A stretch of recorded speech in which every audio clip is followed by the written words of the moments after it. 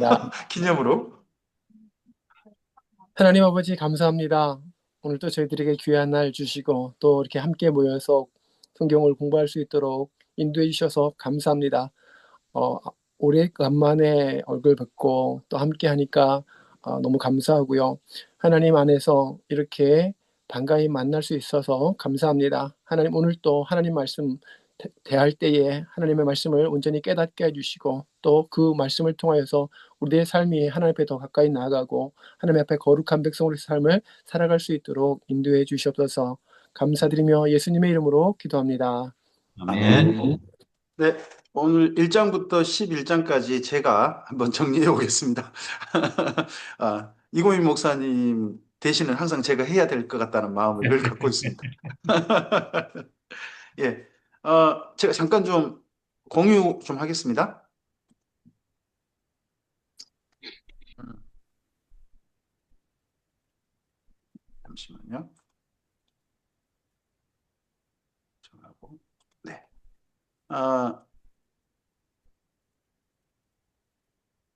신명기의 내용을 어떻게 볼 거냐 하는 것들은 뭐 여긴 제가 그 강좌할 때 첫 번째 화면으로 보통 띄우는 겁니다. 크게 세 개로 나눠서 1장부터 1장 4장 43절까지를 역사회고 그리고 4장 44절 이하 28장까지를 두 개, 십계명과 레위기 설명, 그리고 마지막 29장에서 34장을 모아 보냐 추가로 좀 부탁, 이렇게 보통 내용 구분하고요. 이건 거의 일반적인 것 같습니다. 이걸 조금 이렇게 구분해 봤습니다. 신명기는 지금 그 원래 히브리어를 그대로 그 제목을 번역하면 말씀들, 데바르, 그렇게 되어 있잖아요. 말씀들. 근데 이걸 영어로 하면 Book of 디트로노미? 디튜로노미라고 그래야 됩니까? 디테로노미라고 그래야 됩니까? 이거 발음을 어떻게 듀트로노미. 해야 되는 겁니까? 듀트로노미. 디우트로노미라고 해야 예, 됩니까? 예. 예. 이거 뭐 헬라어를 그대로 영어로 가져온 거라더라고요. 네. 헬라어 번역을. 이렇게 해서 이거 되풀이하다. 말씀을 반복하다 뭐 그런 의미더라고요. 그리고 뭐 지금 현재 우리가 해야 될 1장부터 4장까지 내용은 3개 정도로 나눠볼 수 있다고 봅니다. 맨 먼저 프롤로그가 있고요. 프롤로그 있고 광야 생활 회고가 1장부터 4장이잖아요. 그리고 4장 44절부터 11장까지를 십계명이라 보면 어떨까 싶습니다. 십계명. 11장이 그 묘한 지점입니다. 11장이 그 어떻게 보면 십계명의 마지막 총정리이기도 하고 그다음 레위기의 시작 부분이기도 합니다. 마치 꼭 뭐라 그럴까? 그 바톤 터치 같은 중간 부분이 11장 부분으로 또 이해가 좀 저는 되더라고요.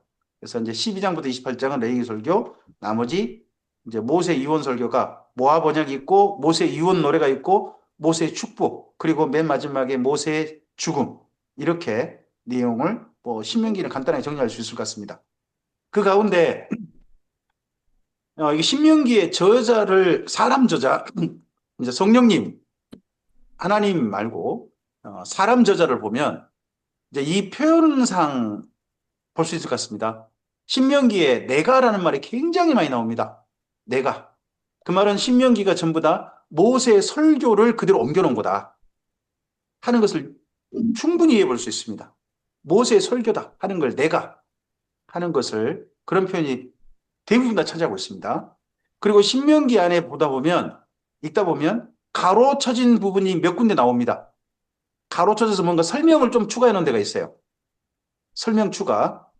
여기 우리 1장부터 11장 사이에도 가로쳐져 가지고 몇 군데가 이렇게 돼 있습니다. 여기는 후세에 누군가가 추가했다는 뜻이 되겠죠. 추가했다는 뜻이 될 거고. 그리고 특별히 본문 시작할 때 모세가라고 하는 3인칭, 모세를 3인칭화 해가지고 쓰고 있는 데가 있습니다. 특별히 29장부터 34장까지 있지 않습니까? 29장부터 34장은 모세가가 굉장히 많습니다. 그렇게 내용이 특별히 많아요. 이제 이런 부분도 좀 그 신명기 사람 저자 관련해서 좀 관심 있게 볼 수 있는 부분이라고 봅니다. 그리고 1장부터 4장의 그 역사 살핌을 이렇게 한번 보면 맨 먼저 재판장 사사라 그러죠. 처음 모세가 지나는 광야 생활을 회고하는데 가장 첫 번째 가져온 사건이 재판장 세움이에요. 재판장을 세움. 이 사건을 가장 먼저 가져옵니다. 근데 또 이거 묘합니다. 이게 그 출애굽기와 비교해 볼 수 있는데요. 출애굽기에서는 자기 장인 이드로가 제안을 한 걸로 나오잖아요. 근데 여기는 신명기는 모세가 자기가 장인 이야기는 쏙 빼버리고 자기가 주도해서 이렇게 한 것처럼, 물론 모세가 주도해서 재판장 뭐 10부장, 50부장, 100부장, 1000부장 이런 사람 세웠죠. 세운데 장인 도움을 전혀 그냥 생략해버리고 자기가 한 것처럼 그렇게 기록이 좀 돼 있습니다. 거기서 출발하고 그다음 가데스 이야기가 나옵니다. 가데스가 정탐꾼 보냈던 그 장소죠. 거기서 갈렙 이야기가 특별히 언급된 내용이 1장의 나머지 부분을 채웁니다. 그리고 이 가데스, 정탐했던 가데스에서 오래 머물다가 거기에서 세렛 시내까지가 있습니다. 지난 시간에 제가 좀 드렸던 이야기 가운데 민수기에서 그 이사 있지 않습니까? 이사에서 했던 데 중에 가운데 세렛 시내가 있습니다. 그 정도 지점에서 그 모세의 누나하고 그리고 아론도 죽었다. 거기가 세레시네거든요. 그쪽 근처 정도에 거기 이야기 중에서 좀 말씀을 드렸다가 우리 좀 이야기 나눴었던데 여기도 15장하고 16장을 한번 좀 보셔야 됩니다. 잠깐 한번 좀 가보시겠습니까? 2장 16절 한번 좀 봐보십시오.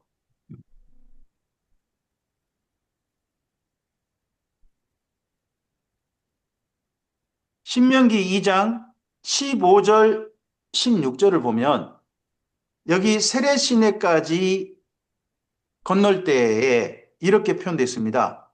거기 15절 여호와께서 손으로 그들을 치사 진영 중에서 멸하신 고로 마침내는 다 멸망되었느니라. 16절 모든 군인이 사망하여 백성 중에서 멸망한 후에 라고 하면서 그 다음 어디로 갔냐면 모압 변경 아르를 지나고 그리고 아르논 골짜기를 건너는 이야기가 그 다음 이어집니다. 그래서 여기 세레신의 이 부분이 상당히 여기 신명기에서 중요한 지점으로 이야기되고 있습니다. 지난 1세대가 1세대가 거의 죽고 2세대의 출발점을 세레시네로 여기 쓰고 있는 겁니다. 여기에서 지점에서 더더구나 과거를 회고하는 사람이 모세니까 모세 이야기니까 우리가 이건 모세의 증언으로서 반드시 좀 참고해야 될 부분이라고 봅니다. 광야 사건에. 그래서 여기 세레시네까지고요.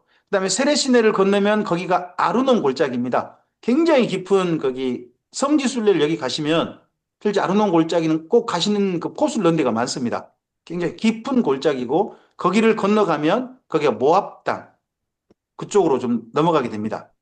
그래서 그 아르논에서부터 헤스본 그리고 바산까지 거기까지 이야기가 여기 2장부터 3장이 있습니다. 그 가운데 아모리왕 시온 바산왕 옥을 죽이고 거기를 차지한 땅 분배한 이야기가 들어있어요. 그리고 하나 더 이야기 들어있습니다. 3장에 가보면 그때 정도 했을 때 모세가 자기가 가나안 땅 건너가고 싶다고 하나님께 말씀드렸다는 겁니다.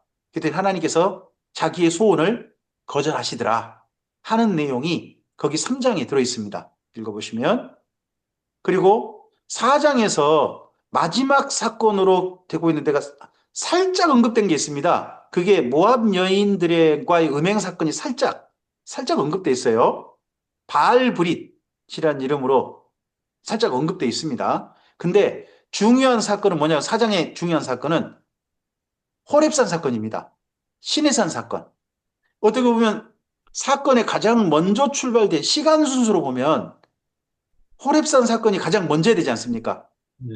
시내산에서 하나님을 만난 사건을. 근데 앞에서 재판장 세우고 뭐 이런 사건들 쭉 이야기하고서 맨 마지막에 이제 그 언약을 언급하기 전에 마지막 사건으로 언급된 건 도리어 시내산 사건이다. 이걸로 봐서는 시내산 사건이 제일 중요한 사건이고 이 사건을 언급하면서 그다음 십계명 율법을 언급하기 위한 장치로 도리어 가장 먼저 경험한 사건이지만 그 다음 율법 설명 바로 직전에 언급해가지고 십계명 설명으로 이어가도록 하는 모세의 아주 또 기교 높은 그런 말씀 연결이 또 좀 보입니다. 그리고 5장부터 11장이 십계명과 관련된 내용들입니다. 그래서 하나님께서 직접 증거하신 게 십계명이다. 이스라엘 민족이 다 들었다 하는 내용을 하는 거죠. 그리고 6장에서는 십계명을 주신 뜻이라고 정리해 볼 수 있을 거고요. 7장에서는 십계명에 대한 불순종을 경계합니다. 기억지 않네요. 그리고 8장, 9장이요. 기억하라입니다. 기억하라. 8장, 9장에서 제일 많이 반복된 단어가 기억하라, 기억하라, 기억하라입니다. 그래서 8장에 특별히 하나님을 기억하라. 9장에서는 이스라엘 민족이 과거 하나님 앞에 그 범죄했던 것도 꼭 기억해라. 잊지 마라 하는 내용이 거기 반복됩니다. 그리고 10장부터 11장은 결국 이 모든 율법, 십계명을 주신 이유는 너희 행복을 위한 것이다. 행복을 위해서 이렇게 요구하신 것이다 하는 내용이 들어 있습니다. 그래서 11장은 여기 이제 행복을 위한 요구인 십계명을 그 다음 레이기 설명을 위한 중간 장치, 마치 바톤 터치의 중간 바톤처럼 사용하고 있지 않나 저는 그렇게 생각을 가지고 있습니다. 그리고 5장부터 11장에서 세 단어가 굉장히 반복됩니다. 세 단어. 첫 번째 단어가요. 오늘입니다. 오늘이라는 표현이 굉장히 많이 나옵니다. 그러니까 십계명을 원래 받았던 사람들이라면 그 시내산에서 자기들 아버지 세대일 거 아니겠습니까? 근데 아버지 세대인데 여기 5장에 출발할 때 보면 아버지를 이야기하지 않습니다. 한번 5장 한번 가보시겠습니까?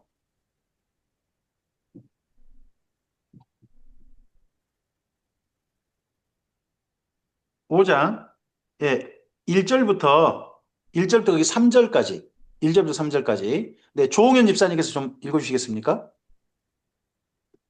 모세가 온 이스라엘을 불러 그들에게 이르되 이스라엘아 오늘 내가 너희의 귀에 말하는 규례와 법도를 듣고 그것을 배우며 지켜 행하라.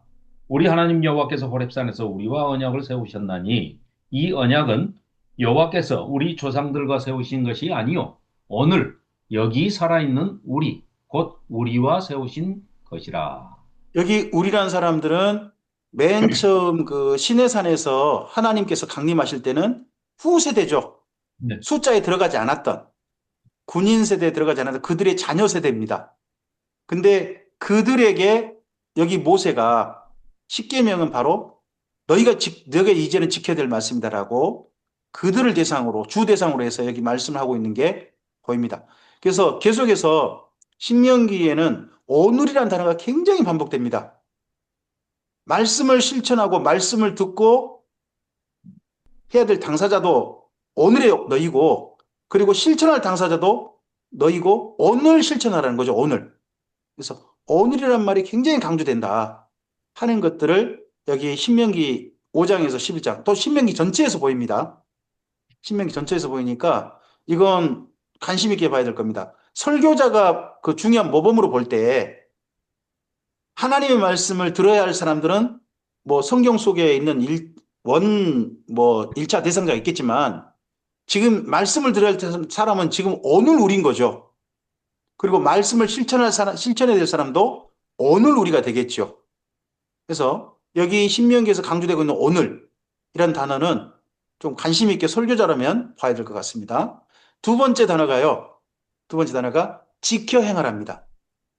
5장에서 11장 사이에 지켜 행하라가 계속 반복됩니다. 지켜 행하라. 그러면 이 말씀들을 모세가 이스라엘 민족에게 거기 이제 가나안 땅에 들어갈 세대들에게 한 이야기는 모든 이야기는 지켜 행하라, 지켜 행하라. 여기에 강조점이 있다는 거죠. 지켜 행하라. 그리고 또 하나 단어가 있는데요. 그 단어가 기억하라입니다.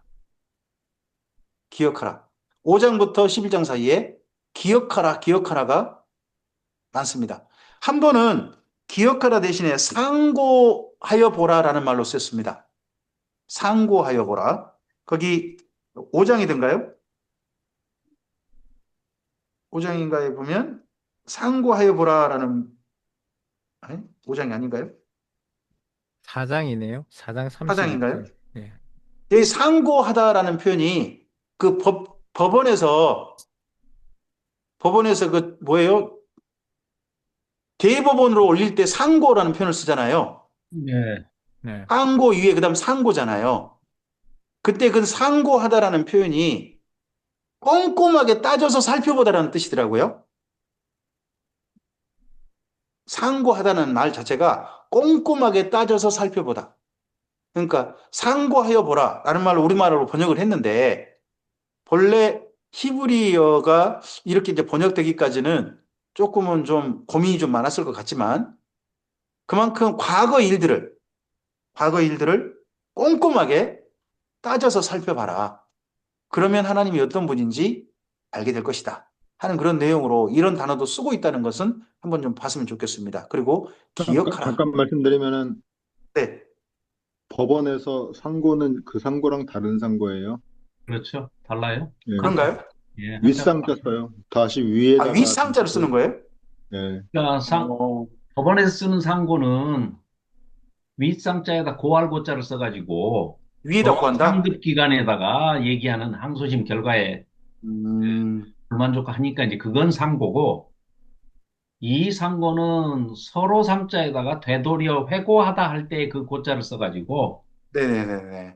서로 돌아보다의 상고가 있고, 또 그 상자가 그 왜 숭상할 상자 있죠. 아, 이좀 복잡한데 이거. 거기까지 갈 필요 없을 것 같고요. 아니 그 상고입니다. 이거는 지금. 거기에 그 상고란 말이에요? 예, 예. 옛날에 물건이나 문물이나 사상, 제도 따위를, 네. 예, 그걸 귀하게 여기고 잘 살펴서 돌아본다는 그런 뜻이에요. 오, 그렇군요. 근데 예. 여기 원어 뜻은 보니까 샬인데요. 네, 이쪽과 예. 사실 좀 번역되기가 쉽지가 않아요. 묻다, 구하다, 원뜻이. 요구하다, 간청하다 뭐 이런 뜻인데 네, 그런 뜻은 또 아닌 것 같은데. 네, 원뜻이 히브리어 원뜻하고 이거 상고하다는 표현하고 간격이 제법 있어 보이거든요. 하여튼 그렇지만 어쨌든 이 상고하여 보라라고 번역했을 때는 뭔가 고민하면서 이쪽 번역을 했겠죠. 어, 음. 적절한 또 다른 뭐 이거 번역에 대해서 여기 이제 32절, 이제 4장 32절 부분인데 이거에 대한 다른 번역들을 조금 좀 살펴보긴 해봐야 될 것 같습니다. 4장 32절. 뭐, 네. 네. 4장 32절에 지나간 날을 상고하여 보라 하는 부분이 있지 않습니까? 영어로는 어떻게 번역이 가능합니까? 에스크로 돼 있는 거 같아요. 영어로는.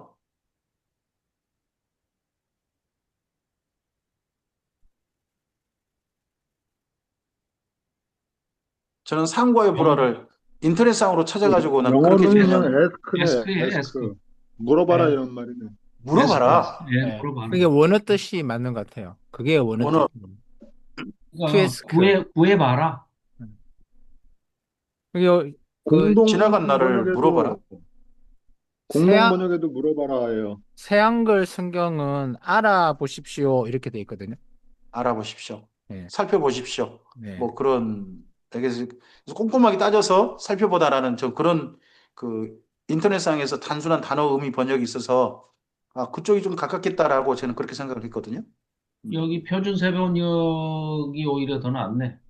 지나간 때를 깊이 생각하여 보십시오. 깊이 생각해 보십시오. 예. 네네. 하여튼 이런 단어들을 통해 가지고 나름 여기 그 신명기가 어떤 설교 형식인지가 조금 좀 보입니다. 설교 형식. 중요한 세 단어, 많이 나오는 세 단어는 한번 기억했으면 좋겠죠. 생각하고 염두에 두고 여기 내용을 읽어야 될 것 같습니다. 하나는 오늘이라는 단어, 그다음에 지켜 행하라는 단어, 또 하나 단어가 기억하라 하는 이런 단어가 제일 많이 반복되고 있다는 것은 읽어야 할 사람들이 좀 캐치를 해내야 될 것 같습니다. 이런 부분들을. 그리고 나머지 한 개는 이제 여기까지 정도 하고요. 그리고 독특한 한 가지가 있습니다.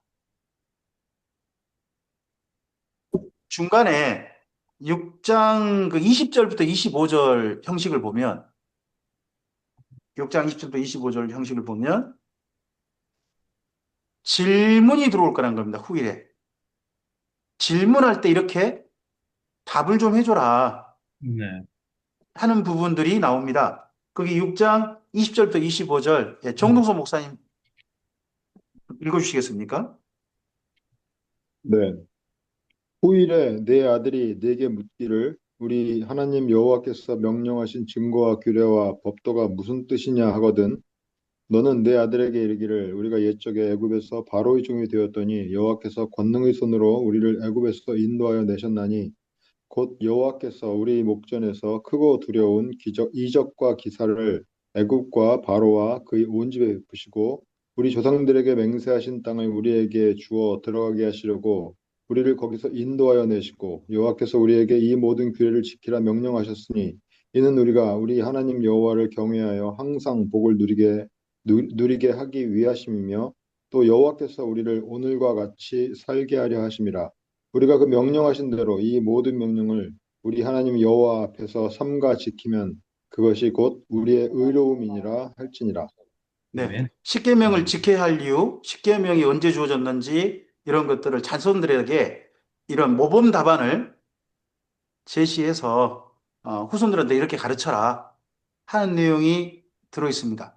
이스라엘 민족에게 중요한 게 그 질문과 답이지 않습니까? 교육하는 방법 중에 그런 내용이 일부러 이런 본문 속에 들어있는 것도 우리 관심 있게 좀 봐야 될 부분이지 않을까 싶습니다. 그리고 1장부터 여기 11장 사이에 두 개로 나눌 수 있는, 하나는 적극적인 그 말씀을 지켜 행하라 하는 부분이 있고요. 정반대로 우상 숭배에 대한 경고가 있습니다. 경계. 우상 숭배에 대한 경계가 있어가지고 제발 그런 것 좀 하지 마라. 하지 마라 하는 부분들이 또 반대편에 함께 또 돼 있습니다. 그러니까 뭐랄까요? 모세의 설교는 일종의 그 마샬 구조라 그럴까요? 지켜 행하라 하는 부분이 있어요. 근데 반대편에 또 경계하는 게 있어요. 양쪽의 이야기가 서로 대조되어 있어서 서로 조금 좀 나란히 놓고 보면 우상숭배 결코 하지 말고, 그리고 정반대로 하나님 말씀을 지키는 쪽으로 적극적으로 가야 되는구나 하는 생각이 들게 양쪽의 내용이 서로 교차돼 가지고 내용이 구성이 되어 있다는 겁니다. 이런 부분들 한번 좀 보셨으면 좋겠고요. 나머지 내용들은 설명이지 않습니까? 설교인 거고, 모세의 그 설교인 것은 1장 1절부터 5절 사이에 이미 내용이 충분히 설명되어 있습니다. 본문상에 프롤로그가 있으니까 그건 참고하면 될 것 같고요.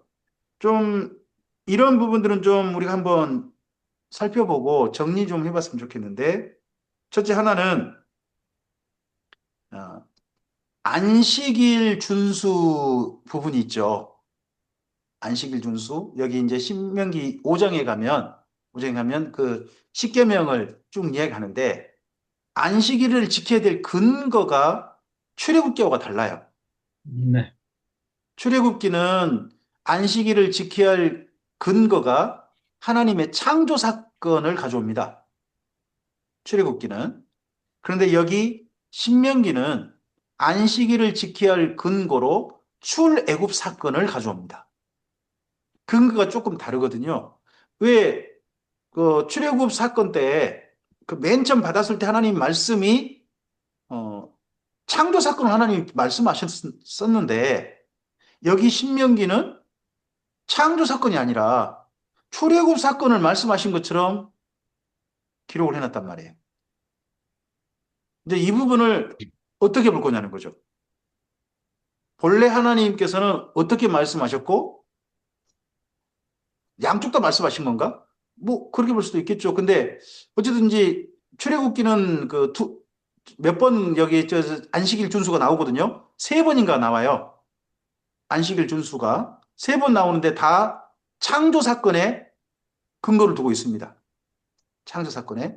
근데 여기만 신명기만 출애굽 사건을 근거로 들거든요. 안식일을 지켜야 할 것에 대해서. 더더구나 거기 5장을 읽어보시면 이 말씀을 누가 하신 것으로 표현되어 있는지 우리 보이지 않습니까? 거기 항상 12절부터 설명이죠. 네. 거기 5장 12절부터 15절까지 이 부분, 네, 여기 신윤서 목사님께서 좀 읽어주시겠습니까? 네. 내 하나님 여호와가 내게 명령한 대로 안식일을 지켜 거룩하게 하라. 여섯 동안은 힘써 내 모든 일을 행할 것이나 일곱째 날은 내 하나님 여호와의 안식일인즉 너나 내 아들이나 내 딸이나 내 남종이나 내 여종이나 내 소나 내 낙이나 내 모든 가축이나 내 문 안에 유하는 객이라도 아무 일도 하지 못하게 하고 내 남종이나 내 여종에게 너같이 안식하게 할지니라. 너는 기억하라. 내가 애굽 땅에서 종이 되었더니 내 하나님 여호와가 강한 손과 편팔로 거기서 너를 인도하여 내었나니 그러므로 내 하나님 여호와가 내게 명령하여 안식일을 지키라 하였느니라. 아멘. 네. 여기 물론 5장에서요. 십계명을 이야기하면서 이런 표현이 있습니다. 거기 16절도 그러고 거기 12절도 그러고 하나님께서 명령한 대로란 표현이 들어가요. 보면 그러잖아요. 그러니까 지금 여기는 모세는 하나님의 말씀을 인용한 걸로 지금 이야기하는 거죠. 명령한 대로 하는 거니까 인용한 대로인데 글쎄 인용이라면 하나님께서 맨 처음 시내산에서 이야기하실 때 말씀하실 때 창조 사건의 근거에서 십계명 중 안식일을 지키라고 하신 것처럼 우리가 성경에 기록되어 있지 않나요? 근데 여기는 모세가 하나님 명령한 대로 하면서 출애굽 사건을 근거로 이야기하는 걸 하나님께서 허용하신 거잖아요. 네. 또 그리고 성경으로 기록하게 하신 거고. 그러면 이거에 대해서 우리가 어떻게 이해를 할 것인가 하는 부분도 한번 이따 좀 한번 토론 한번 해봤으면 좋겠고요. 그리고 중간에 이야기를 다음 텀으로 넘어갈 때 쓰는 그 글의 방법이기도 할 것도 같은데 거기 사장 맨 뒤에 보시면 인칭이 모세가 했던 걸 모세를 3인칭화 해가지고 쓰고 있는 데가 있죠. 사장 맨 뒤에 가보시면 거기 41절부터요.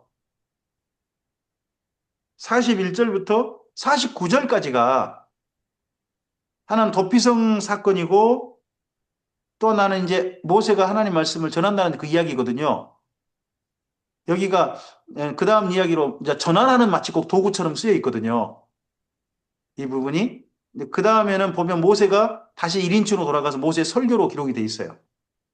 이 부분이 4장 41절부터 49절까지는 여기 지금 모세의 글을 가지고 나중에 지금 현재 우리가 보고 있는 신명기로 정리하신 분이 중간 장치처럼 이렇게도 쓰고 있는 것 같거든요.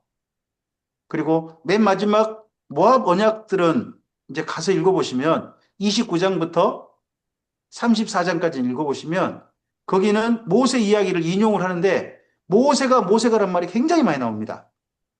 여기 그리고 여기 5장부터요 28장까지 모세가란 표현이 여기서부터 안 나와 버립니다.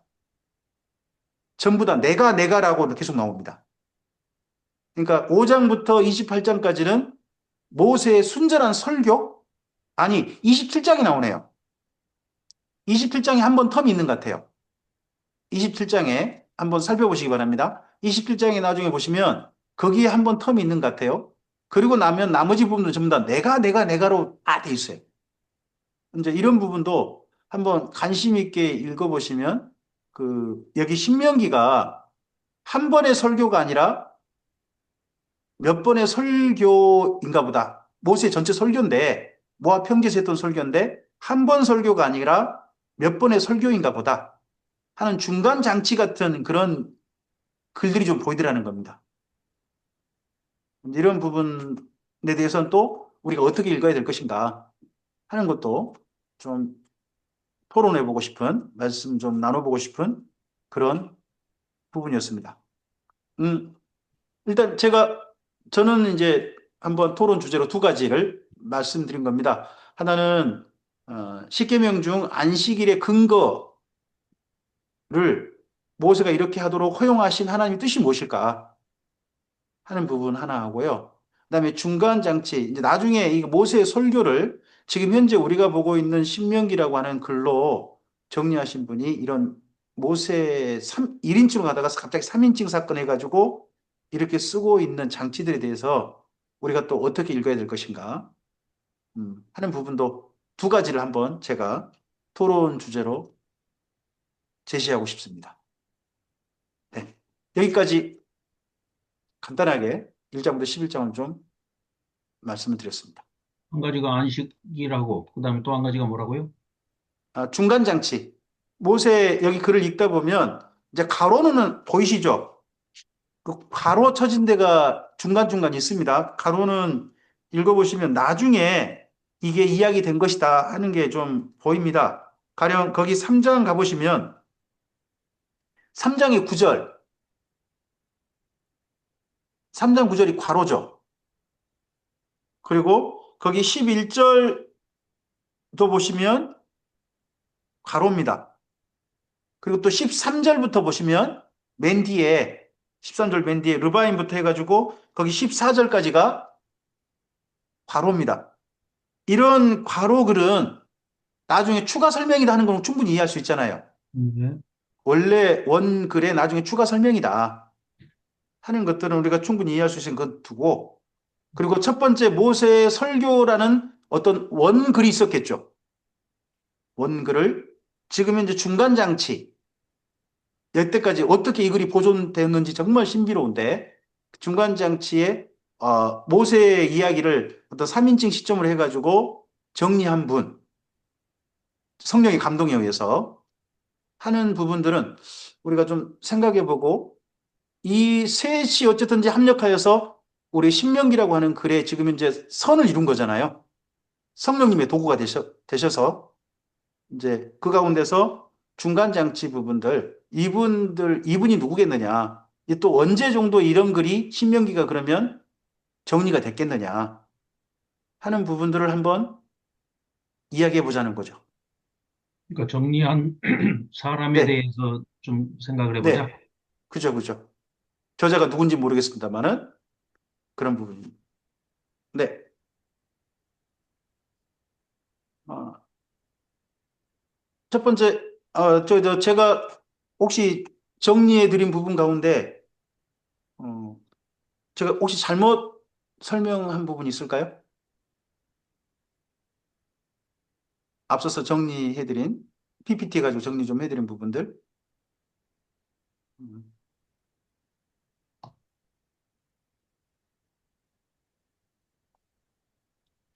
네, 그럼 넘어가고요. 어, 여기 이야기에서 역사 사건 중에 제일 중요한 역사 사건은 맨 먼저 뭐 사사를 세우고 아까 19장 목사님, 보시면 네, 그 신명기 그,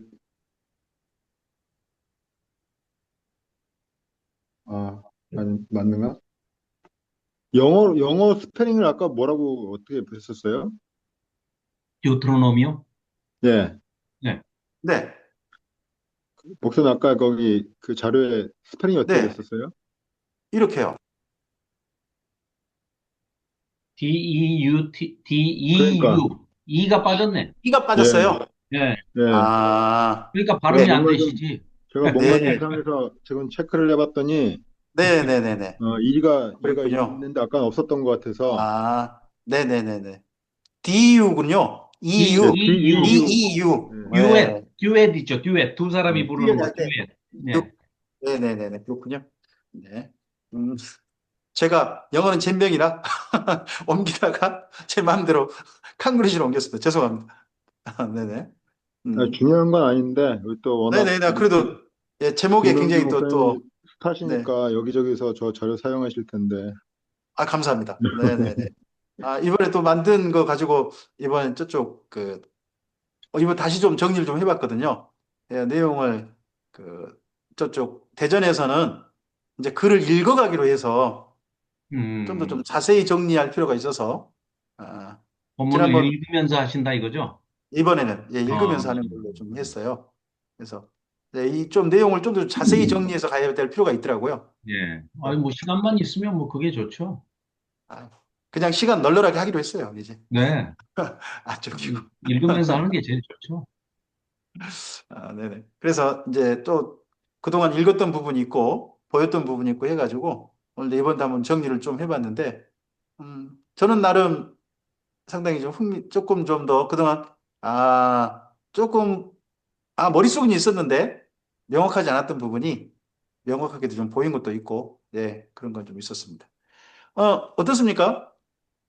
십계명에 그 안식일 준수 근거를 여기 하나님께서 분명히 출애굽 사건을 근거로 하도록 모세에게 지금 감화 감동하셨을 것이란 말입니다.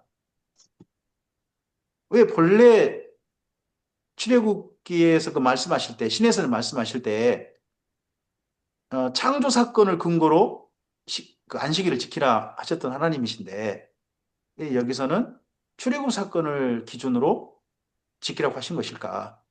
네. 이제 이런 학년이, 부분은 학년이 이제 그레이드가 업그레이드 된 거죠. 당연히 네, 학년이 올라간 거예요. 그죠? 그런가요? 신해산에 막 데리고 왔을 때는 네. 지금 ABC도 모르고 1, 2, 3, 4도 모르는 상태잖아요. 네. 더더군다나 하나님에 대해서 전혀 모르는 상태이기 때문에 예. 우선 십계명을 주시면서 수직적인 관계, 하나님과의 관계가 먼저 설정이 돼야 되고 뭐 알아먹어야 되잖아요. 그러니까 창조주인 나와 창조주인 나와 관련된 안식일을 주신 거죠. 그러니까 창조에 관련된 것을 설명을 해 주실 수밖에 없고, 이제는 40년이 그래도 뺑뺑이를 돌고 훈련을 시켰단 말이에요. 효과는 음, 없지만 별로. 그래서 40년이 지난 다음에는 이제 한 1학년에서 2학년으로 이제 올라왔으니까 구구쌤도 떼고 ABC도 이제 맞췄을 거니까 수평적인 관계를 또 얘기를 하는 거죠. 자, 내가 니들 뭐하라 구해냈겠냐? 출애굽을 왜 시켰겠냐? 음, 니들 노예였잖아. 안식일도 없는 노예였잖아. 그랬던 너희들을 이렇게 구원해서 데리고 왔기 때문에 나하고 관계도 누리지만 너희 이웃과도 누리되 여기 지금 같이 동행해서 따라 나온 타국인들, 게르, 난민들 이들한테까지도 아니 육축까지도 동물, 짐승까지도 다 쉬게 해줘라. 음. 그러니까 똑같은 십계명이지만 이제 조금 그 관점을 조금 심화시켜가지고 이제 설명하실 필요가 있는 단계에 왔다고 볼 수 있지 않냐? 음. 제가 라고 제가 주장하는 생각하는 학자들이 많습니다. 네. 네. 제가 생각하는 거는 그러니까 조금 더 그 이 출애굽기와 신명기 사이에 그 네. 일관성이 있으면 좋겠다는 생각을 하고, 음, 그리고 그러니까 보면은 이제 출애굽기에서는 하나님이 쉬었으니까 창조 때 너희도 쉬어라, 그 쉼을 강조한 거잖아요. 사실 하나님이 네. 쉬지도 않으시면서 어떤 비유로 내가 이렇게 쉰 것처럼 너희도 쉬어라 이렇게 쉼을 강조했는데, 신명기도 지금 5장 15절을 이렇게 보니까 애굽 땅에서 종이 되었던 거를 갖다가 이제 그 출애굽시키신 거잖아요. 네, 네, 이 종의 생활에서 지금 해방시켜 주신 거죠. 네, 그렇죠. 근데 종의 생활이라는 건 뭐냐면 쉼이 없는 삶. 네, 네. 네. 그리고 그 쉼이 없는 삶이라는 것은 다르게 얘기하면은 에, 그 어떤 돈에 대한 어떤 탐욕의 노예? 뭐 이렇게도 저는 해석할 수 있다고 네, 보거든요. 그러니까 하나님께서는 사람을 가만히 두면은 이것이 결국 자본주의로 갈 것이고, 뭐 자본주의가 아니라 할지라도 처음부터 사람이 가지고 있는 것이 그 어떤 탐욕스러운 그런 본성. 음, 그러니까 돈 벌다가 결국 죽는 것이 그 사람의 인생이잖아요. 특히 우리나라 사람들 같은 경우에는 그러잖아요. 이렇게 정년을 하고 은퇴를 하고 나서도 돈 되는 일이라면 다 해. 음. 그냥 벌어요. 그냥 먹고 살 만한 사람도 그냥 벌어. 어? 이게 이 있으면 네. 좋겠지 싶어가지고 버는 것이 그 인생이잖아요. 제가 다른 나라 사람 모르겠는데 우리나라 사람들을 봤을 때는 분명히 그런 것 같더라고요. 근데 그러다 보면 이제 뭘 놓치냐 하면은 그 이웃에 대한 배려, 사랑, 연약한 자들, 가난한 자들, 소외된 자들 이런 거에 대해서 어떤 여유 이런 것들이 없어지잖아. 내가 어떻게 해서 번 돈인데 이런 생각 다 하잖아요. 내가 이 돈 벌려고 얼마나 피땀 흘렸는데 이 돈을 갖다가 허투루 쓴단 말이에요. 사실 허투루 쓰는 게 아닌데, 그러니까 그러한 그런 과정에서 그 하나님이 원하시는 어떤 그 긍휼한 마음, 뭐 사랑, 약자에 대한 배려 이런 것들이 그 희석될 수밖에 없고, 네. 그리고 인간이 예를 들어서 이 욕망의 노예로 산다는 것은 스스로의 어떤 영혼도 사실 구원할 수 없을 뿐더러 그 삶 자체를 갖다가 파멸로 이끌 수밖에 없는 것이기 때문에 아마도 안식일이라는 장치 이를 갖다가 이렇게 두신 것이 아니겠는가. 그리고 제가 이제 안식일을 얘기할 때 이게 그, 그, 이걸 뭐 지켜야 되느냐 말아야 되느냐 막 이런 얘기를 막 그러니까 또 논쟁이 되기도 하잖아요. 네. 그때 제가 하고 싶은 얘기가 뭐냐면은 하나님 말씀 이렇게 고지고대로 지키려면은 음. 나라에서 5일을 일하게 하던 4일을 일하게 하던 6일을 일해야 되는 거죠. 근데 하나님이 여기서 안식일 주신 포인트는 그게 아니기 때문에 네네네. 최소한 하루를 쉬는 거기 때문에 그러지 않습니까? 이게 네네네. 문자 그대로 이걸 갖다가 뭐 예를 들어서 무슨 성경 말씀을 갖다가 그 문자 그대로 우리가 지켜야 된다 그러면은 뭐 아무리 쉬는 날 이런 게 있더라도 일주일에 6일은 설 연휴 뭐 이런 뭐 추석 연휴 이런 거 다 필요 없는 거죠.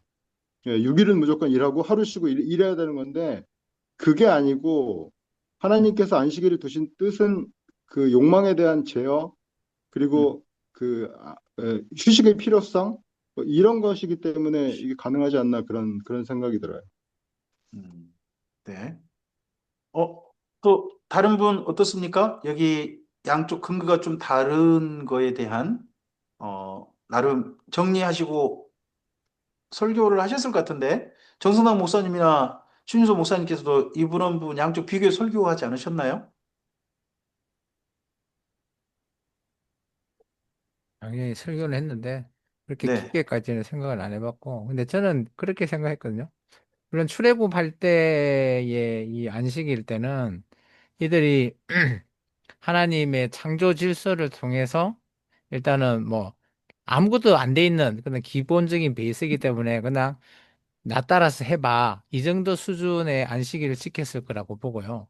그리고 신명기 때 정도 됐을 때는 이제 이들이 광야에 어느 정도 정착이라기보다 하여튼 생활이 어느 정도 하다 보니까 이제 가장 그들 입장에서 중요한 키포인트는 출애굽으로 말미암아 자유를 얻은 거고, 그로 말미암아서 실제 이제 이 그런 이 안식일이 하나님의 명령에 대한 창조적인 부분이 있지만 그런 그 출애굽 사건이 그들에게 있어서는 좀 더 크게 와닿지 않았을까라는 게, 하나님 하면 어 실제적으로 이제 그 광야 생활을 하면서 하나님 앞에 제사를 드리고 하는 그런 방향적인 측면에서 봤을 때 조금 그런 적인 측면으로 아마 모세가, 물론 하나님의 그런 뭐 창조 원리를 다시 한번 되풀이해서 뭐 이걸 해도 좋지만 그들 입장에서 조금 더 우리 같으면 좀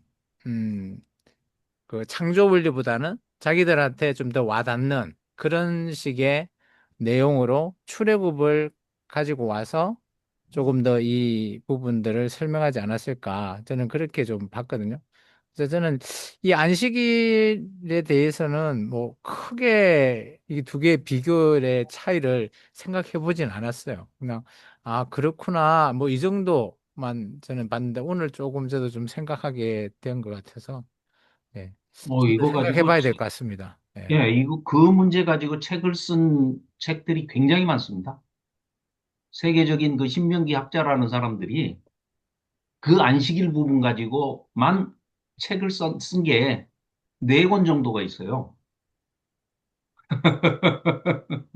근데 뭐가 정승남 많은가요? 목사님. 아까 정동섭 목사님 말씀하고 네. 제가 처음에 말씀드렸던 그 두 가지를 네.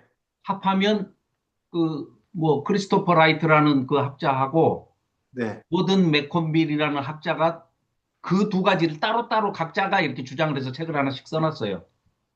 그걸 이렇게 꽉 쥐어짜면은 아까 저기 말씀하신 욕망이라는 내면을 그 다스리게 하기 위한 법의 시작으로서 이 안식일을 줬다 하는 그런 견해. 아까 그 정 목사님 말씀하신. 그리고 이제 반대로 인도주의적인 배려로 쉼. 사회적인 평등, 예, 쉼으로. 그리고 기억해라. 너희들이 기억해야 할 것은 종되었던 너희들을 구원해 냈으니 이건 전적인 선물이고 은혜니까 너희들도 수평적으로 행해라 그렇게. 다른 사람도 쉬게 해주고 상호 배려를 그 우러나는 마음으로 해라. 강요된 마음으로 하지 말고. 정선호 목사님께서는 어떻게 설교하신 적 있으십니까? 저는 그렇게까지는 안 하고요. 네.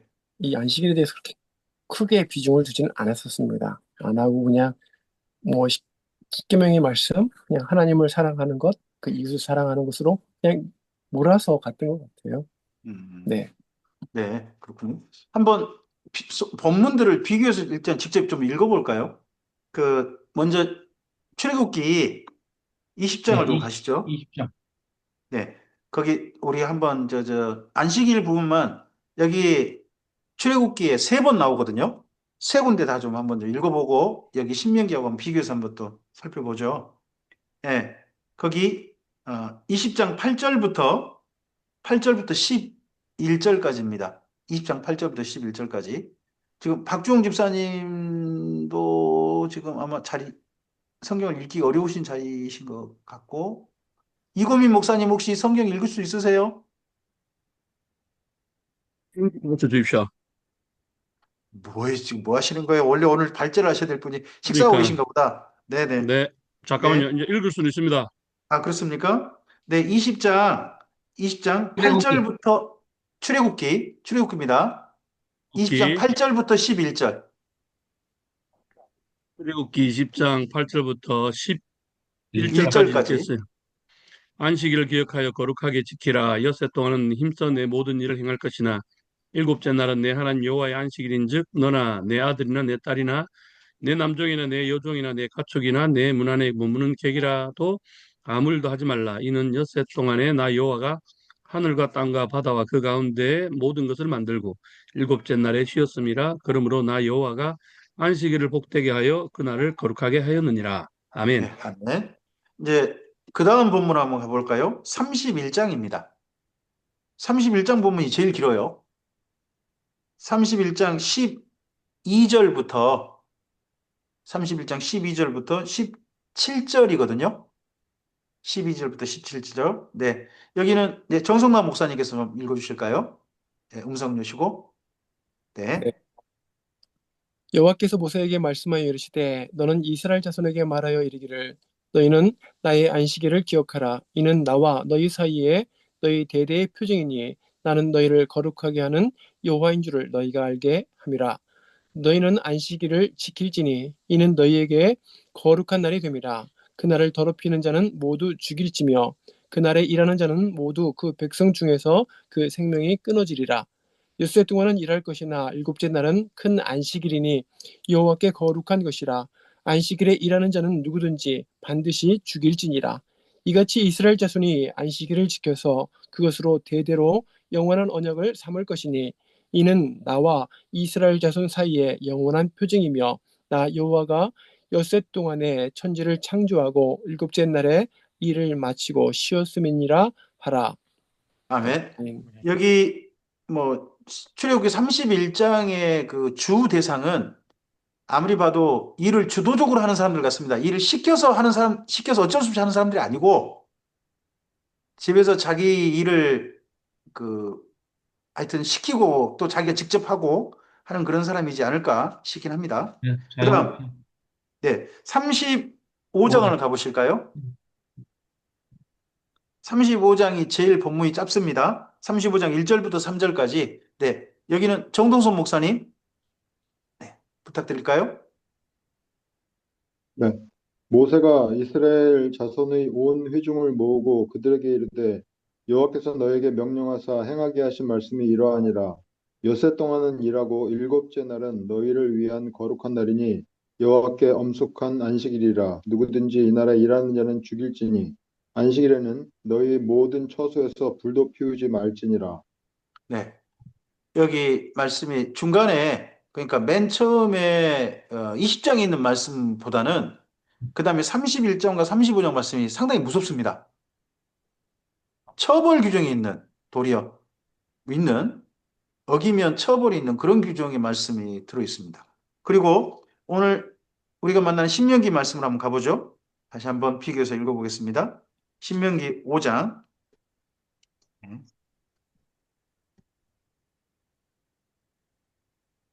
신명기 5장에 거기 12절부터 15절이죠. 12절부터 15절. 네, 신윤서 목사님 부탁드립니다. 내 하나님 여호와가 내게 명령한 대로 안식일을 지켜 거룩하게 하라. 여섯 동안 힘써 내 모든 일을 행할 것이나 일곱째 날은 내 하나님 여호와의 안식일인즉 너나 내 아들이나 내 어, 딸이나 내 남종이나 내 여종이나 내 소나 내 낙이나 내 모든 가축이나 내 문 안에 유하는 객이라도 아무 일도 하지 못하게 하고 내 남종이나 내 여종에게 너같이 안식하게 할지니라. 너는 너는 기억하라. 내가 애굽 땅에서 종이 되었더니 내 하나님 여호와가 강한 손과 편팔로 거기서 너를 인도하여 내었나니 그러므로 내 하나님 여호와가 내게 명령하여 안식일을 지키라 하였느니라. 네, 여기 앞서서 실천편 부분들 있지 않습니까? 거기 12절부터 14절은 앞에 출애굽기 가운데서 20장 본문하고 닮아 있습니다. 다른 데보다는 20장에 있는 안식일 준수 그쪽 부분하고 여기 부분 닮아 있고, 대신 뒤에 이제 근거 부분은 서로 좀 다르게 나와 있는 게 있습니다. 여기 네 군데가 어떻게 보면 여기 모세경 중에서 중요한, 특별히 이제 앞서서 출애굽기 부분하고 중간에 또 안식일을 지키라는 부분이 있죠. 레위기도 있고 또 민수기도 있고 여기 신명기 이후에도 또 일부 있을 수 있습니다. 근데 그런 가운데서 여기 안식일 지키는 부분은 두 가지로 나뉠 것 같습니다. 하나는 안식일 날을 쉬어야 될 대상이 있다는 겁니다. 안식일 날 쉬어야 할 대상. 근데 다 누구냐? 20장, 출애굽기 20장하고 여기 신명기 5장에서 보면 그 집에서 고용된 이들입니다. 짐승이건 가족이건 노예건 간에, 객이건 간에 집에 고용되어서 일하는 사람들에게 쉼을 주라 하는 내용이 출애굽기 20장과 여기 신명기 5장의 대상입니다. 대상인 게 보이고, 이제 본문을 읽어보면 팍 하기를. 그리고 출애굽기 31장과 35장의 부분은 고용된 사람을 두고 이야기한 게 아니라 일을 시키는 사람, 집에서 일을 주도적으로 자기가 할 수도 있고 안 할 수도 있고 그럴 수 있는 사람, 그럴 수 있는 사람에게 한 이야기 같습니다. 그러면 우리 정동선 목사님께서 말씀하신 그 욕망 관련된 부분이 있지 않습니까? 욕망 관련된 부분은 출애굽기 31장과 35장 부분이 아마 해당될 것 같습니다. 해당될 것 같고, 그리고 집에 있어서 그 어떻게 보면 집에 고용돼서 자칫하면 자기 스스로는 쉬고 싶으나 쉬지도 못할 사람들, 그런 사람들 향한 배려 부분, 쉼에 대한 부분은 거기가 앞에 이제 이쪽 부분인 것 같습니다. 그리고 출애굽기 20장과 신명기 여기 5장의 부분은 다 뭘로 연결되냐? 일하지 말라가 아닙니다. 일하지 말라가 아니라 쉬라로 되어 있습니다. 쉬라. 쉬라. 일하지 말라가 아니라 쉬라. 쉰다는 게 나를 거룩하게 지키는 것이다 하는 부분이라는 겁니다. 이 부분을 그 노 목사님께서 굉장히 예전에 그 강좌하실 때 많이 강조하셨습니다. 안식일은 사실은 원래는 예배드리거나 제사 드리는 것도 아니다. 그건 그 제사장들이나 하는 거지. 일반 백성들은 그냥 전부 다 쉬라고 하신 것이다. 쉼을 내주신 날이지. 그러니까 너무 주일날 일 빡세게 좀 시키지 마라. 아침 일찍부터 저녁 늦게까지 교회 성도들이 그 주일 지키느라고 시도 못하고 그러는 거, 그거 그러고 난 다음에 주일 성수라 그러는데 그거 안식일보다 더 못하다 그거 이런 이야기를 예전에 강좌 중에 여러 번 좀 하셨던 기억이 있습니다. 일단 그 목사님, 부분은 신명기 5장에는 네, 그 고용된 사람뿐만 아니라 앞에 너도 들어가요. 일 시키는 사람도 들어가요. 네, 너도 지키라고 하죠. 네. 네, 네네. 너도 지키라고 하죠. 근데 이제 제가 이제 읽는 것은 뒷부분 겁니다. 14절 뒤에. 아니, 그러니까요. 그러니까 그러니까 너도 지키지만 이게 너가 지키라. 고용인들만 얘기하는 게 아니고 모든 네네. 사람들에게 다 보편적으로 적용해야 될 거라는 거죠. 네네네네. 음. 네네네. 그러네요. 어. 이제 이런 부분들을 보되 저도 맨 처음에는 그냥 읽었다가 양쪽 근거가 다른데 아니 이왕이면 저기 저 출애굽기 근거 그대로 하지. 출애굽기 창조 근거 그대로 하지. 여기는 출애굽 근거를 했을까? 더더구나 모세가 이거 말씀 잘못 들은 것도 아니잖아요. 또 그리고 성령님께서 그런 말씀 전하게 하실 때 분명히 감화 감동하셨을 걸로 저는 믿고 근데 여기서는 새로운 근거로 말씀하셨던 것은 무엇일까? 저는 이런 생각을 좀 해봤어요. 이스라엘 민족이 이제 가나안 땅 들어가서 그 땅의 주인으로 살게 되잖아요. 주인으로 살게 되어지면 그 땅에서 살 때 자기들이 예전 노예 때를 기억 좀 해라 하는 그런 말씀으로 저는 좀 이해가 됐어요. 출애굽 전이면 그들이 노예였잖아요. 너 노예했던 시절을 기억하고 그 가나안 땅에서 너에게 고용된 사람이나 나그네나 이런 사람들 향한 그런 시각을 좀 가져야 된다 하는 부분으로 저는 좀 그렇게 좀 이해를 했거든요. 음, 좀 나름 각자 의견들은 좀 모아서 취합해가지고 좀 더 좋은 쪽으로 이 부분은 또 더 나아갔으면 좋겠습니다. 그러니까 저는 안식일 규례를 먼저 주신, 네, 조홍희 네. 목사님. 안식일 규례를 주신 목적이 방금 우리가 쭉 읽었던 것처럼 출애굽기 20장에도 일부 나와 있는데 가장 근본적인 것을 먼저 말씀하시고 음, 그다음에 31장에서 또 35장에서 그리고 이제 지금 오늘 우리 신명기에 와서 모세가 다시 지금 하는 요 네 가지 지금 다 조금씩 다르잖아요. 35장에 나오는 불 피지 마라. 처소에서 불 피우지 마라. 이것 때문에 지금도 그 근본주의자들은 네, 식사를 그 전날 해놓습니다. 차려놔요. 그러놓고 그날은 불도 안 피운다면서요. 그것만 그 아니고요. 안 꺼져. 엘리베이터 그것만 버튼도 누르는 걸 일이라고 그러면서 네, 아니 하나님이 모세도 엘리베이터를 좀 그냥 성령의 감동하심을 받으면 4,000년 뒤에는 3,500년 뒤에는 엘리베이터라는 것이 나올 것이다. 그 스위치는 제발 눌러라 이 돌대가리들아. 이렇게 썼을 텐데 이 정도로 인간이 우매하고 악하고 미련하단 말이에요. 그러니까 두루두루 여러 가지의 취지와 경계가 되는 이런 말씀들을 생각이 나면 더 할 수도 있고 그 말씀을 들었을 때 기록하는 사람들이 후대에 정리를 하거나 편집을 하는 사람들도 저자들도 또 그걸 첨삭을 할 수가 있는 것이고 충분히 성령의 감동하심을 받아서 하는 거니까 뭐 자기 얘기 쓰는 거 아니니까 그렇기 때문에 우리가 굳이 뭐 그 사람들 쓴 책까지 뭐 읽어볼 필요는 없겠지만 안식일에 주신 그 목적은 다양하다. 지금 일단 성경이 기준이니까 성경에서 밝히고 있는 이 네 가지 본문이 밝히고 있는 이것들이 다 복합적으로 지켜져야 하는 것인데 문제는 안 지키는 불신자가 문제가 아니고 지킨다고 하면서 엘리베이터 버튼도 안 누르는 애들이 문제지.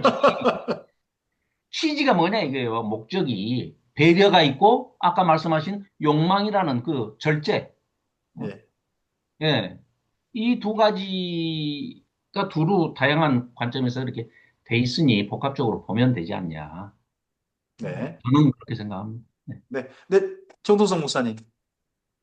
네, 저는 그 다른 것들도 그렇지만은 십계명 같은 거는 예, 어떤 특정 시대나 특정 상황에 있는 사람들 이런 사람들을 염두에 뒀다라고 그러면은 저 같은 경우에는 제 신앙의 뿌리가 흔들리는 그런 그렇죠.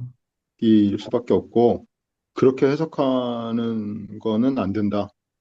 이거는 보편적인 것이고, 물론 그 당시의 사람들에게, 출애굽한 이스라엘 백성들에게 한 말이지만은 오늘날 우리에게도 다 적용되는 그런 말씀이다. 그렇기 때문에 뭐 이제 조홍현 목사님이 이제 이런저런 해석을 말씀하셨지만은 그 사람들과 우리들에게도 이렇게 좀 이렇게 다 적용될 수 있는 그런 해석을 갖다가 그 이끌어내는 것이 음. 옳은 방법 아니겠는가. 그러니까 이게 지금 말씀하신 것처럼 엘리베이터 버튼을 안 누르는 놈들이 가자 지구에 있는 사람들 그렇게 괴롭히고 있잖아요. 그러니까. 이게 그러니까 이게 무슨 짓거리냐면은 성경을 지들 맘대로 해석하고 그 문자 그대로만 해석하는 그런 것. 그죠? 그리고 하나님을 갖다가 자기들의 어떤 수호신, 보호신, 예, 자기들, 자기들은 무슨 짓을 하더라도 자기들을 지켜주는 그런 자기들만은이야. 하나님으로 완전 그 오해한 결과라고 이렇게 생각을 하거든요. 근데 그러니까 이게 해석이 중요한데, 뭐 어쨌든, 예, 이거는 그 보편적인 모든 하나님의 사람들에게 적용되어야 할 그러한 것으로 적어도 십계명은 해석되어야 되는 것이 아닌가 그런 생각을 합니다. 네, 네, 감사합니다. 어, 혹시 또 십계명 관련된 부분에 좀 더 추가하고 싶으신 이야기 있으신가요? 아, 여기 안식일 관련돼서 이고민 목사님? 아, 따로 있지 않고요. 네, 그러면 이 정도 논의로 이 부분은 이 정도 좀 정리하고요. 그 다음에 어떻습니까? 여기 신명기라는 글을 가장 먼저 남긴 분은 누가 뭐라 그래도 모세인 것 같습니다. 그렇죠. 네. 모세의 자료가 그대로 남겨졌고 지금 현재 우리가 보는 이걸 글로 정리한 분은 또 다른 분인 것 같다 하는 건 분명히 또 보입니다. 음. 보이다 보니까 특별히 저는 앞서서 모세 설교 부분 뭐 5장부터 10장 5장부터 28장 사이를 읽어보시면 거의 내가로 네. 다 거의 설교 원문이 거의 그대로 인용됐다. 설교 녹취록 같다 하는 것으로 충분히 읽어볼 수 있을 것 같고요. 물론 27장에 한번 텀이 있습니다. 27장에 모세가라는 부분이 몇 번 나와요. 그러면 거기 앞서까지는 한 덩어리고 그다음 거기서 살짝 그다음이 또 29장까지 28장 27장에서 28장 거기가 또 한 덩어리겠다 싶은 부분은 있어요. 근데 29장부터 34장까지 보면 물론 모세가 내가라고 하는 그런 부분이 인용된 게 있어요. 하지만 중간 덩어리가 여러 덩어리가 그다음 이야기가 에피소드가 모여 있는 게 보입니다. 모세가 이래가지고 3인칭 모세로 많이 등장한단 말이죠. 이제 이러할 때 이렇게 글을 정리한 분이 누구겠는가? 그래서 맨 마지막에 모세에 대한 평가도 남겨놓지 않습니까? 모세 맨 마지막에 모세 이후로 그와 같은 선지자가 나타난 적이 없다 하는 그런 평가까지 맨 마지막에 남겨놓은 이 분이 누구겠는가? 그리고 또 이분은 중간에 일부러 그 글을 아까 말씀드렸습니다만 그 사장 맨 뒤에 사장 맨 뒤에 일부러 잠깐 모세의 이야기를 잠깐 넣어가지고 그 다음 이야기 넘어갈 때 자연스러운 도구처럼 사용한 거거든요. 마치 꼭 이거 보면 제가 어디가 떠올랐냐 그러면 요한계시록에 사건 가다가 중간에 조금 중간장들이 좀 들어가잖아요. 중간장 들어간 것처럼 중간장들이 살짝 들어가는 그런 느낌이어서 저에게는 이분이 상당히 글을 전체를 짜임새 있게 쓰되 또 중간 장치 넣어가지고 잠깐 그 다음 또 쉬어가도록 또 정신을 또 그쪽으로 집중할 수 있도록 환기시키는 그런 부분을 좀 쓰는 것 같아서 이렇게 글을 쓴 이분 성령께서 감동 주셔서 쓰신 분이 누구겠느냐 하는 거에 대한 또 이분이 이렇게 글을 중간중간 좀 장치로 만든 부분들을 또 새롭게 저는 이제 어디 보였냐 그러면 4장 맨 뒤에 그리고 27장 그리고 29장 넘어 이렇게 좀 봤거든요. 넘어 봤는데 또 다르게 또 보신 부분이 있는지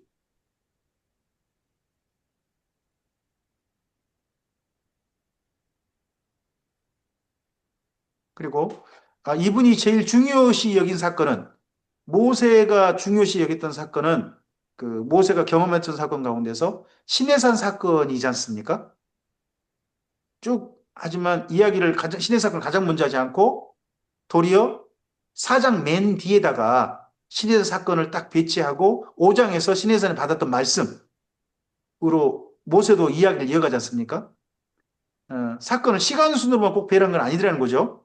앞서서 뭐 1장부터 3장까지는 시간 순으로 배열한 것 같거든요. 지난 사건을. 근데 진짜 중요한 사건은 도리어 앞선 사건인 호렙산 사건을 맨 뒤에 딱 4장에 배치하지 않습니까?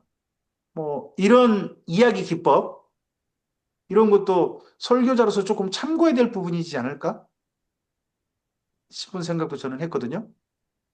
근데 맨 먼저 끌고 나온 사건이 저는 보기에 네. 1장에 가데스바네아 사건을 40년 전 사건을 제일 먼저 끄집어내거든요, 모세가. 첫 번째는 그 사사 세운 사건입니다.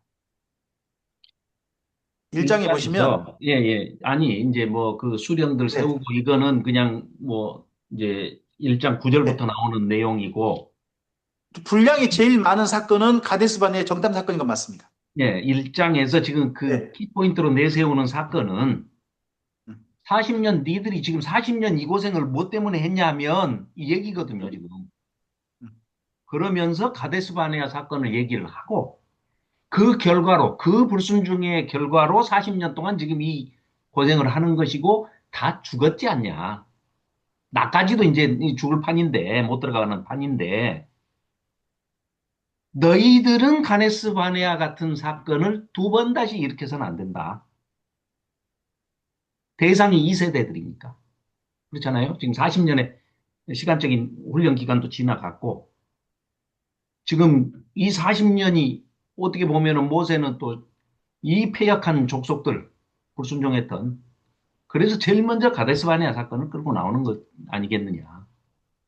시간 순서에 매이지 않았다는 것은 가장 임팩트가 셌던 것, 충격적이었고, 지금 오늘의 이 결과를 끌고 온 가장 핵심적인 충격적인 사건.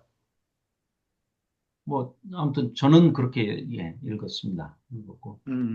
네네. 네. 저자 문제는 비중이, 뭐 예, 우리가 답을 할 수가 없는 거기 때문에 추론밖에는 뭐 안 되는 건데 네네네. 이게 한 가지는 그 저자 문제를 공동체에게 주신 말씀이지 모세 개인한테 주신 말씀이 아니잖아요. 그러기 때문에 이거는 끊임없이 수정되고 보완되고 했을 것이다. 그럼에도 불구하고 왜 그러면은 그거에 대해서 전혀 밝히고 있지 않고 그냥 모세 그걸로 딱 끝내버리느냐. 이 사람들의 문학적인 습성이라는 거예요. 유대인들의, 이스라엘 백성들의 모세의 권위 뒤로 페르소나라고 그러죠. 연극할 때 가면 이렇게 얼굴 탁 댔다가 그 사람인 것처럼 써야만 오히려 모세의 권위를 세워주는 걸로 이 신명기 학파들이 소위 신명기 학파라는 이 학파들이 계속해서 공동체에 준 말씀이기 때문에 이거를 수정보완 계속 가로 속에 있는 것들 뭐 나중에는 이제 포로기 이후까지 귀한 세대까지도 이게 지금 흔적이 나오지 않습니까? 읽어보면은. 그러다 보니까 그 사람들은 모세의 권위를 해치는 게 아니고 다른 사람들이 그 후손들이 쓰는 것도 모세의 뒤로 숨어서 이렇게 써서 내놓는 거를 뭐 그 위작도 아니고 뭐 김건희 잘하는 무슨 뭐 카피 뭐 이렇게 이런 것도 아니고 그렇다는 거죠. 근데 그게 우리가 그 문화만 이해를 한다면 아 충분히 그럴 수 있겠다. 공동체 전체에게 주신 말씀이기 때문에 똑같이 읽어줬는데 듣던 후손들 중에서도 어, 그때 이런 말씀 하셨다고 나는 들었는데 우리 할아버지한테 뭐 이런 사람들도 나올 거란 말이죠. 그래서 충분히 수정 보완됐을 개연성이 있다. 그러면 가장 크게는 모세의 죽음에 대한 기록은 가장 옆에서 지켜봤던 비서 여호수아가 충분히 그런 자기의 감정까지도 집어넣어서 또 하나님의 그 심정까지도 공감이 돼서 그렇게 뭐 충분히 가피를 할 수도 있지 않겠느냐. 뭐 저자 얘기는 모르니까 이제 뭐 그건 네네네네. 네. 네. 어, 네. 제가, 제가 이제 신명기를 읽어보면서, 어, 본 것 중에 제게 이제 보인 건 이거였거든요. 중간에 모세 설교라고 할 수 있는 부분에 있어서 가로가 제가 없는 것처럼 저는 읽었거든요. 음. 그 어떤 지역 설명 있잖아요. 네. 사건 설명 이런 부분은 가로가 있어요. 네. 근데 제가 좀 미처 뭐 조금 좀 자세히 살피지 못해서 그런지 모르지만 제가 읽기로는 10장부터 10장부터 그게 모세 그 뭐 십계명 설명이라든지 그리고 레위기 설명 이 부분 있지 않습니까? 이 부분에는 가로가 제가 없는 것처럼 읽었거든요. 가로가 이제 원래 이제 신명기 책이 정리되고 난 다음에 글로 읽고 나서 그 다음에 그 수정 보완된 부분이라고 할 수 있는 거잖아요. 네네. 추가된 부분. 근데 모세 설교 부분엔 제가 없는 것처럼 보였거든요. 그 부분을 그 모세의 이야기를 수정 보완했다라고 보기는 좀 어렵지 않나요? 그건 모세 이야기는 최대한 그대로 보존하고 다만 약간 그 후세 세들이 조금 좀 이해될 수 있는 사건 설명 이런 부분만 좀 더 좀 추가했다. 사건이나 지명은 뭐 네, 그 당시 게 그대로 해도 뭐 사실 전달이 안 되니까 후대 지명들이 네, 끼어들 수밖에 없는 상황이고, 네. 뭐 모세 제가 설교만 따로 뭐 그렇게 보지는 네, 않습니다만, 네. 그, 하여튼 이, 저는 그렇게 좀 읽었거든요. 중간에 가령 그 수종 보안이 이 모세의 이야기, 모세의 설교 이야기 속에도 수종 보완됐다 그러면 추가됐다라는 것으로 그런 학자들 이야기로 충분히 제가 드린 받아들이는데, 말씀은 네, 이런 차원입니다. 이 본문에서 수정 보완했다는 차원이 아니고, 네, 지난번에 제가 역사서를 준비하면서 신명기적 역사서와 역대기적 역사서로 이 사람들은 딱 구분을 하더라고요. 네, 역사서 자체를. 쉽게 얘기하면 여호수아 사사기 룻기 삼상아 왕상하는 신명기적 역사서. 듀오토로노미 뒤문서로 취급을 하고 완전히 이제 패러다임이 바뀌고 차원이 딱 달라져 가지고 역대기 크로니클스 그 역대기적인 역사서는 에스라 느헤미야에서도 이쪽 다니엘부터 시작해서 완전히 시각이 달라지잖아요. 그런데 그 전 사건들도 똑같은 사건인데 해석이 완전 재해석되는 이런 점을 이렇게 쭉 본다 하면은 그걸 다 살렸다는 얘기지 그 전의 것을 없애거나 지우거나 이런 게 아니고 살려서 다른 책으로 엮어내더라는 거죠. 그런 부분들을 충분히. 그래서 뭐 저자 문제나 편집 문제는 이제 우리가 뭐 알 수 없는 영역이니까 그건 뭐 추론에 불과하니까 뭐 그건 뭐 주장할 바가 전혀 안 되는 거고 비교해서 읽어보면 역사서를 이렇게 읽어보면 네. 그게 충분하게 눈에 보이고 예, 사실은 양쪽 시각이, 예, 그렇죠 그렇죠 한쪽 시각에 두 개의 시각이 존재한다는 예. 또 거죠. 요시아가 성전 수리하다가 발견한 그 율법책이 틀림없이 신명기였을 텐데 그거는 뭐 주장하는 사람들이 뭐 다 서로 다른 얘기하지만 최소한 신명기 16장 이후의 것들을 이었겠다. 충분히. 그래서 그런 것들이 좀, 예, 좀 그 저자 문제에 있어서는, 편집자의 문제에 있어서는, 그리고 뭐 또 유대인들은, 이스라엘 사람들은 워낙 에스라를 존경하니까, 에스라가 뭐 우리나라의 세종대왕처럼 고대 히브리어의 문법도 다 정리하신 분이고, 또 혼자 한 게 아니고 에스라 학파가 학자들을 데리고 에스라 학파에서 그렇게 고대 문서들도 다 편집하고 정리하고 그러니까 문법이 포로기 이후 문법이 그대로 이런 오경에도 묻어 있다. 라고 한다는 걸 보면은 뭐, 그건 부인할 수 없는 사실인 것 같아요. 네. 네. 오늘 내용이 사실 신명기 내용이 설교다 보니까 많이 뭐 우리가 꼼꼼하게 따져보고 내용을 토론하고 해야 될 부분은 많지 않아요. 설교잖아요.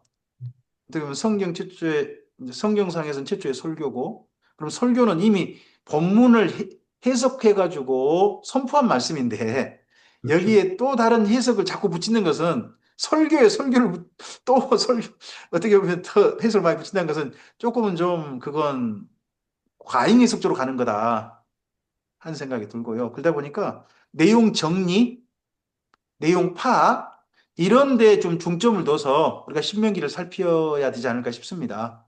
그래서 다음 시간에 우리가 할 부분이 좀 길게 좀 잡아서 좀 할까 하는데요. 12장부터 28장까지입니다. 이제 28장까지. 28장까지 모세가 레이기 설교를 한 거다 할 수 있는 부분, 이 부분을 미리 읽어보시고 또 거기서 또 이왕이면 그 토론할 부분들 있으면 미리 조금 좀 발제도 올려주시고 카톡방에 하면 그 발제해 주신 내용, 질문해 주신 내용에 근거해 가지고 본문도 또 살펴보고 이 부분이라면 난 이렇게 의견을 제시해 보고 싶다 하는 것들이 있다면 토론이 훨씬 이 준비 때부터 성경을 본문 파악, 제대로 사실 파악하는데 굉장히 큰 도움이 되지 않을까. 또 이해하고 정리하는데도 좀 더 명확해지는 것으로 갈 수 있지 않을까 싶습니다.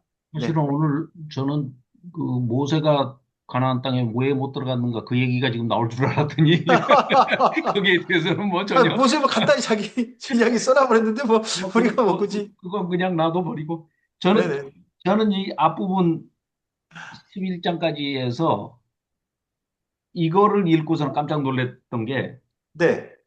에돔, 모압, 암몬 족속들 있잖아요. 형제들. 예, 예, 얘네들하고 싸우지 말라고 그러시잖아요. 예, 예. 그런데 아모리왕, 시온, 옥 얘네들 멸절하라고 그러잖아요. 네네네. 이게 하나님의 편에 내지는 뭐 하나님의 이걸로 지금 치부될 수 있는 얘기가 전혀 아니더라고요. 음, 그래서 네. 이거는 틀림없이 그들한테도 복을 주었던 대목들을 창세기를 찾아봤어요. 그들한테도 보장했던 하나님의 복들이 있더라고요. 네. 이스마엘에게.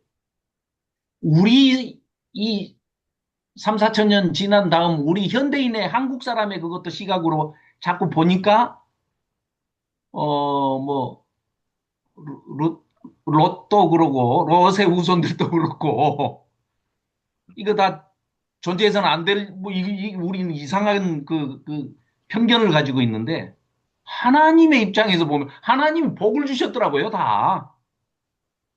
너희들도 하나님께서 은혜를 베푸신 대상들. 예, 그 사람들하고 싸우지 말라는 거더라고요. 왜냐?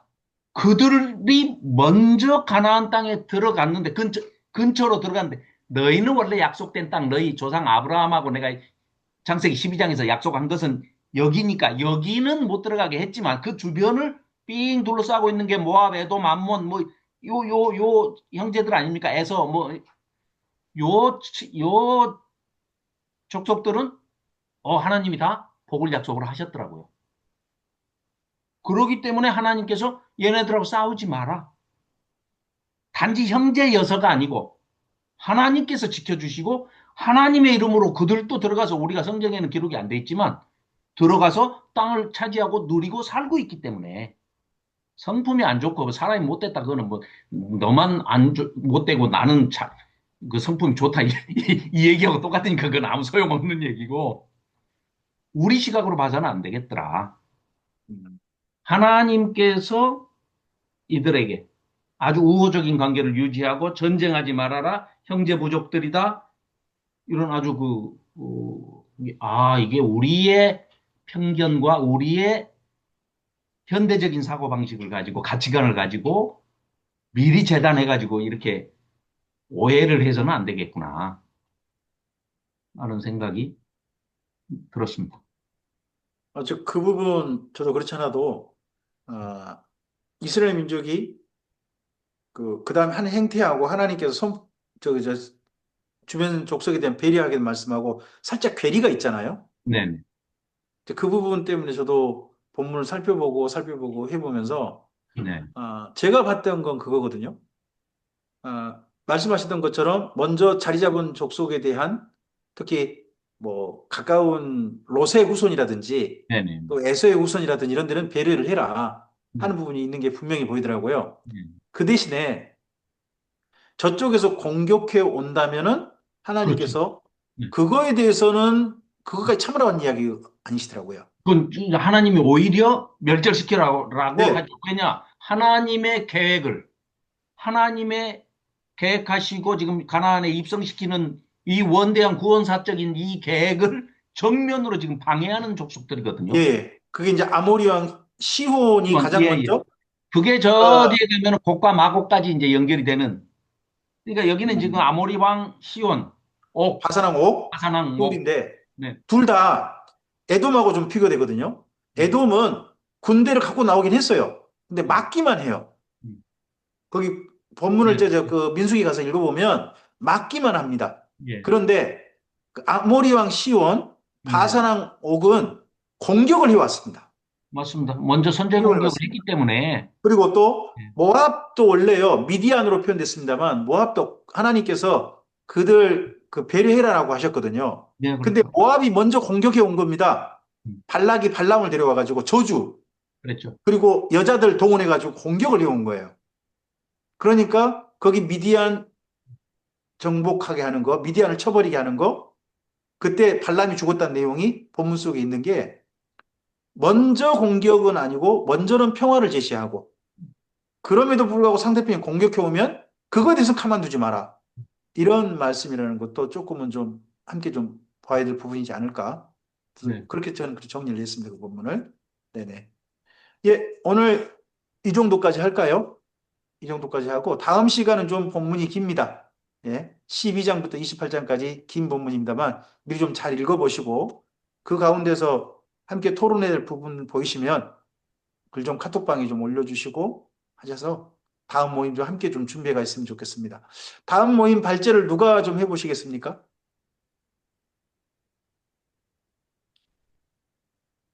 이구민 목사님은 도저히 바빠서 안 될 것 같고요. 제가 미리 방어막을 쳐드리겠습니다. 대답을 안 하시네. 다른 분들 혹시나 12장부터 28장. 네, 12장부터 28장 뭐 조집사님께서 좀 준비해 주시겠습니까? 어이, 양이 많네. 양이 많은 걸 왜 28장에서 끊으셨죠? 네?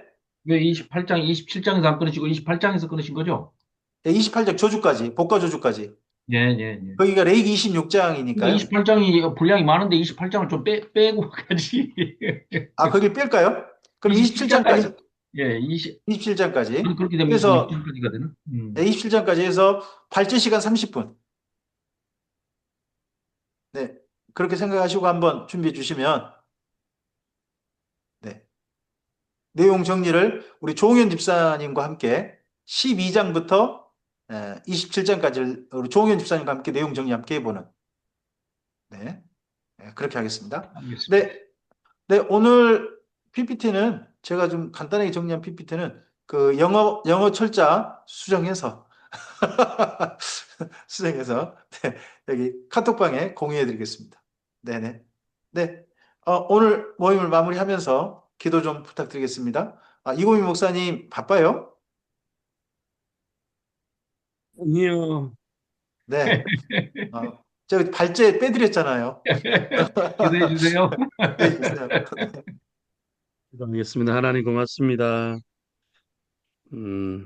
바쁜 중에도 말씀 앞에 집중하게 하시고 이끌어 주시고 인도해 주심을 감사드립니다.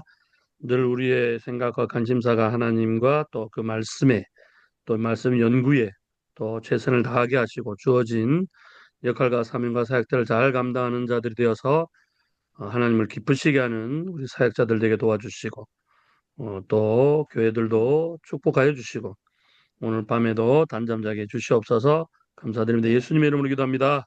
아멘. 네. 네, 감사합니다.